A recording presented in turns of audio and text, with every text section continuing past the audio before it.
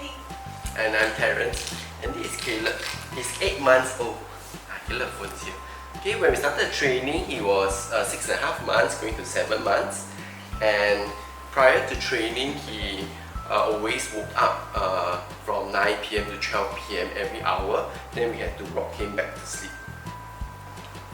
And usually after he wakes up, like so many multiple times until 12, right? At 2 a.m. he'll wake up from his knees. And then at 5, he will wake up and refuse to go back to sleep. I remember trying to put him back to bed for like one whole hour. Then he sleeps for one more cycle and then he wakes up for the day. So like that was very little sleep lah. So we got a grumpy baby. And then we have grumpy parents. So because of all this unhappiness, we decided to look into sleep training. So we researched around and we found Zoe. During the first night after starting the program, it was a bit hard. He cried for 1.5 hours. So second night he woke up, but we didn't feed him. We didn't have to feed or intervene anymore. He just needed a bit more time before he put himself to bed. But by third night, he more or less just slept through the night already. Yeah, so initially we were very worried about the crying, and luckily for us, we have Zoe on board to guide us lah. Because you know when he cry, then for 1.5 hours, we're just not sure whether is this even the right thing to do.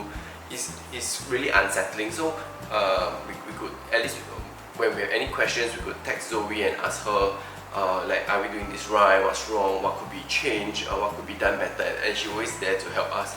So that was really helpful. After 1 week of training, his night sleep was actually quite good, and we were quite pleased lah. 4 weeks into the training, right, he was quite okay already. Then suddenly he was hospitalized lah due to an infection, and Yuan Ting had to stay with him in the wards. Yeah, so initially he was isolated, so he was in a single room. Then he could actually put himself back to sleep like normal, and I didn't really need to coax him or like carry him to sleep.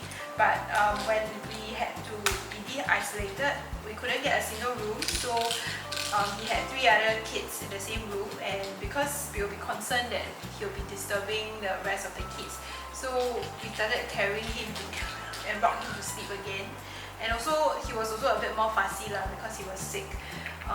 So initially we were quite worried whether he would lose his skills of sleep training with the 3 days of bad habits that came back. Yeah, so when we brought him home, we were so scared that we had to redo sleep training all over again, the whole week of crying and everything. But surprisingly, after 1 day, he was back to normal. We could just put him down. He can go back and sleep. So there's no issues with that.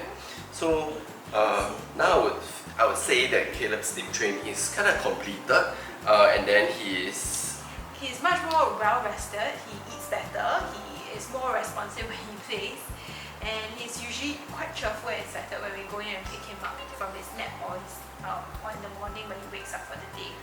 Yeah, so with sleep training, we're not worried that he's not getting enough rest, or is he because he's tired or overtired. But with sleep training, we know that he's getting enough rest, and then for ourselves, we also get our own personal time every night. We know when we put him down to sleep, he will go and sleep, and he'll sleep through the next morning. So we really like to say a big thank you to Zoe for being present with us and just being with us through this journey.